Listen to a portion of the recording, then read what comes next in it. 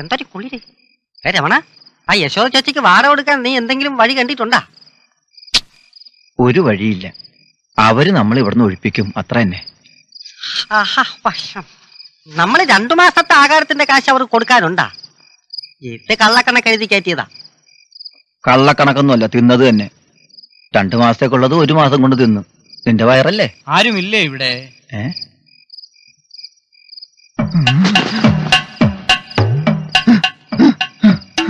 തട്ടപ്പാരയ്ക്ക് ഇറക്കി വിടാൻ യശോദ ചേച്ചി വന്നതായിരിക്കും. നമ്മൾ ഉറങ്ങിയെന്ന് വിളിച്ചു പറ. ഉറങ്ങിയവരെങ്ങനെയാടാ വിളിച്ചു പറയുന്നേ?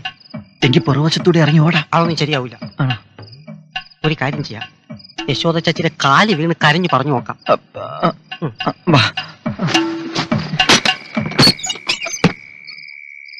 ദൈവത്തിന് സ്തോത്രം. എന്റെ നാമം തോമാസ് കുട്ടി. ഇത് പറയാനാണ് ഈ പാതിരയ്ക്ക് വന്നത്?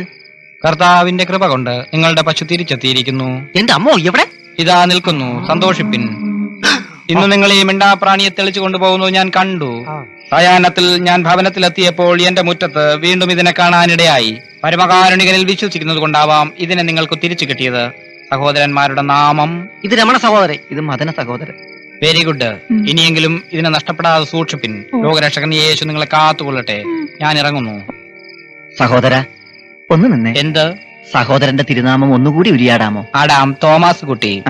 തോമാസ് കുട്ടി സഹോദര, വേദപുസ്തകത്തിൽ പറഞ്ഞിരിക്കുന്നത് നിന്നെപ്പോലെ നിന്റെ അയൽക്കാരനെ സ്നേഹിക്കണമെന്നല്ലേ? അതെ. ദ്രോഹിക്കണമെന്ന് പറഞ്ഞിട്ടില്ലല്ലോ. ഇല്ല.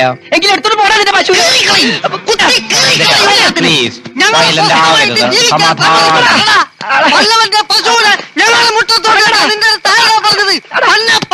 അല്ല, ഉപദേശി നിയന്ത്രിച്ചില്ലേ? വാ. എനിക്കൊരു അടിയുടെ കുറവുണ്ടായിരുന്നു. ഇപ്പോഴെന്തു സുഖം.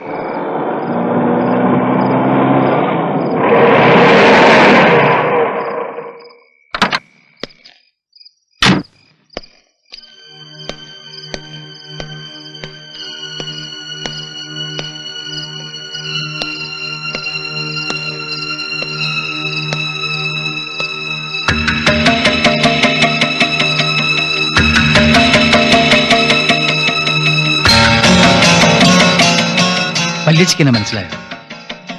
ഇല്ല. ഞാൻ വല്യച്ഛയുടെ അനിയൻ ശങ്കരനാണ്. ഈ തറവാട്ടിലെ ശിവശങ്കര മേനോൻ. എനിക്കിങ്ങനെ ഒരു അനിയനും ഇല്ല, ആനമുറ്റത്ത് ഇങ്ങനെ ഒരു ശിവശങ്കര മേനോനും ഇല്ല. ഉണ്ടായിരുന്നു 22 വർഷം മുമ്പ് ഈ പറഞ്ഞ ആള് മരിച്ചുപോയി. പിന്നെ ഈ നിക്കണത് ബാലരാമൻ നായരോട് ചോദിച്ചില്ല, അകത്താനും പോയിരിക്കും. ദേവി,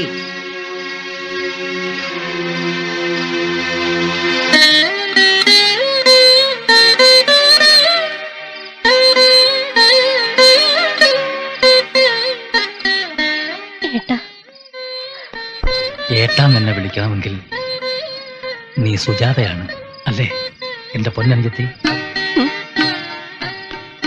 നിനക്ക് ഓർമ്മയുണ്ട് ഏട്ടനെ? എവിടായിരുന്നു ഏട്ടൻ ഇത്രയും കാലം? അതൊക്കെ വിസ്തരിച്ച് പറയേണ്ട കാര്യങ്ങളാണ്. ആദ്യം എനിക്ക് ചൂടുവെള്ളത്തിൽ നിന്ന് കുളിക്കണം, പിന്നെ ലേശം കഴിഞ്ഞു. എന്നിട്ട് എന്റെ ആ പഴയ മുറി കിടന്ന് സുഖമായിട്ടൊന്ന് ഉറങ്ങണം. ഏട്ടൻ വന്നോളൂ.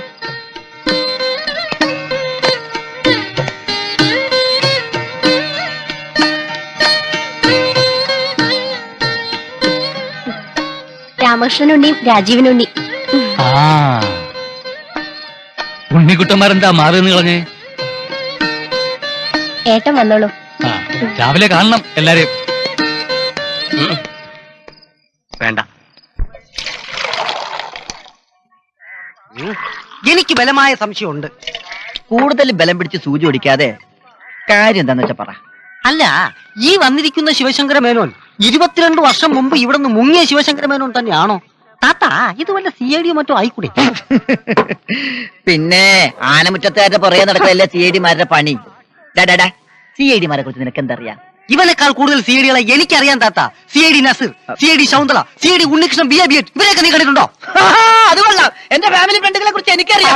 ഒന്നും മിണ്ടാണ്ടിരിക്കണടാ മക്കളെ, ഇത് ഓൻ തന്നെ, ഒരു സംശയവും വേണ്ട. അതെ, ആളെങ്ങനെ? സുന്ദരനാ? ആണോന്നോ? സുന്ദരന്മാരിൽ സുന്ദരൻ. ആ, 50 വർഷം മുമ്പ്. ഇപ്പതാ ദൈവനെ പോലെ ഇരിക്കും. അല്ലെങ്കിലും ഈ ജയഭാരതി ചങ്കിക്കൊള്ളണ ചോദ്യങ്ങളെ ചോദിക്കൂ. ഒരു ചായതായ ശോധേ, എന്തൊരു ചൂട്. രാവിലെ ആരെ കുഴിയിലിറക്കാൻ പോയി? ഞാൻ നമ്മുടെ ആനമറ്റം വരെ ഒന്ന് പോയതാ. ശിവശങ്കരമേനോൻ വന്നിട്ടുണ്ടെന്ന് കേട്ടു. ഒന്ന് കാണാൻ പോയതാ. എന്തോ ഒരു വശപ്പിശക്. തറവാടിനകത്ത് കയറിയില്ലെങ്കിലും റോഡിൽ നിന്ന് നോക്കിയപ്പോൾ എനിക്ക് തോന്നിയതാ. അതുണ്ടാവും. ഇനിയിപ്പോ ഉത്സവത്തിന് വിളക്കെടുക്കുന്നത് അങ്ങയുടെ അവകാശമാണല്ലോ. അപ്പൊ സ്വാഭാവികമായും മറ്റുള്ളവർക്ക് ചൊറിയും.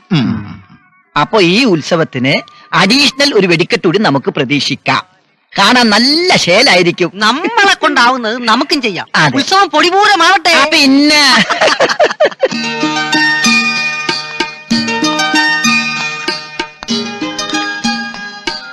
ഞാൻ എപ്പോഴും പറയുമായിരുന്നു ഏട്ടൻ എന്നേലും ഒരു ദിവസം തിരിച്ചു വരാന്ന്. എന്തോ എനിക്ക് അങ്ങനെ ഒരു വിശ്വാസം ഉണ്ടായിരുന്നു. ഞാൻ ചത്തുപോയി എന്നാവും എല്ലാവരുടെയും വിചാരം അല്ലേ? അയ്യോ അങ്ങനെയൊന്നുമല്ല. ആണ്.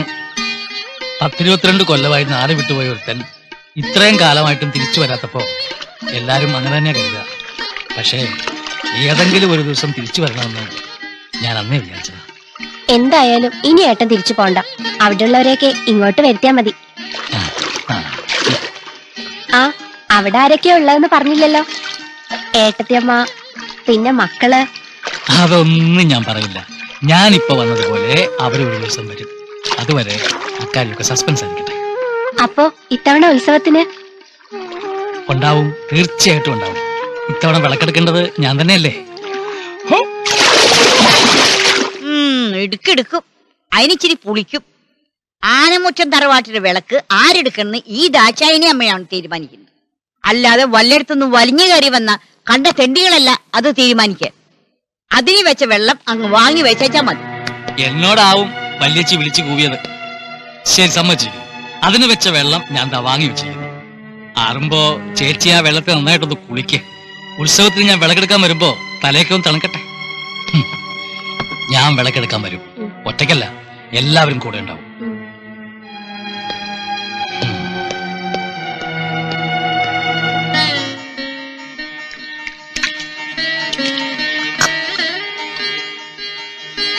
അല്ല തിരുമേനി, ആനമുറ്റത്ത് ശിവശങ്കരമേനോൻ തിരിച്ചു വന്നു എന്ന് കേട്ടു. അതെ, ഇന്നലെ തിരിച്ചു പോവുകയും ചെയ്തു. ഉത്സവത്തിന് കുടുംബമൊക്കെ ആയി തിരിച്ചെത്തുന്നാ പറഞ്ഞേ. അപ്പോ ഉത്സവത്തിന് വിളക്കെടുക്കുന്ന മൂപ്പര് തന്നെ ആയിരിക്കുമല്ലോ. ഒന്നും തീരുമാനിച്ചിട്ടില്ല. മൂപ്പരുടെ വരവ് തറവാട്ടിൽ ആകെ പ്രശ്നമായിട്ടുണ്ട്. എന്റെ ദേവി, 5 കൊല്ലത്തിലൊരിക്കൽ നടക്കണ ഉത്സവ. എല്ലാം ഭംഗിയായ മതിയായിരുന്നു.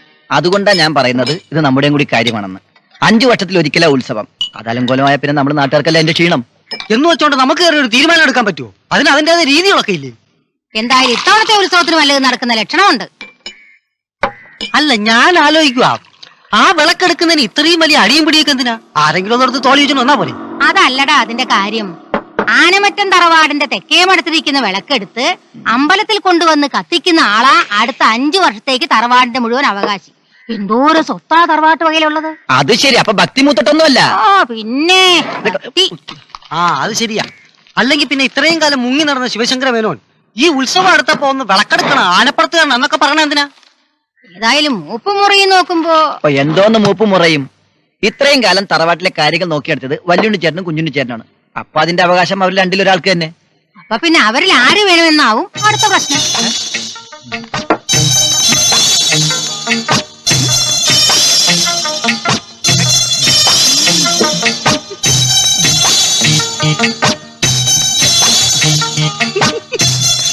അല്ല, ഈ വിളക്ക് രണ്ടുപേർക്കും കൂടെ ഒരുമിച്ചെടുത്തൂടെ? വിളക്ക് മാത്രമല്ല, ഈ ലോകത്തൊരു സാധനം രണ്ടുപേർക്ക് ഒരുമിച്ചെടുക്കാൻ പറ്റില്ല. കുറെ നാളായി നിന്നോട് പറയണം എന്ന് വിചാരിച്ചിരിക്കായിരുന്നു ഞാൻ. എന്ത് കാര്യം? വിളക്കിന്റെ കാര്യം. ഏത് വിളക്ക്? ഈ വിളക്ക് തന്നെ. അതെടുക്കാൻ ഞാൻ സമ്മതിക്കില്ല. നീ ഏത് വിളക്കിന്റെ കാര്യം പറയണേ? ആ വിളക്ക് തന്നെ, ഈ വിളക്ക്. അത് ഞാനല്ലല്ലോ എടുക്കുന്നത്. അല്ലെന്നോ? അപ്പൊ അത് എടുക്കാൻ നോക്കിയതോ? എപ്പോ? ഇപ്പൊ രണ്ടാളും പോട്ടെ പോട്ടെ. ആ ഇതിന് ബദലിട്ടില്ലേ? പോടാ.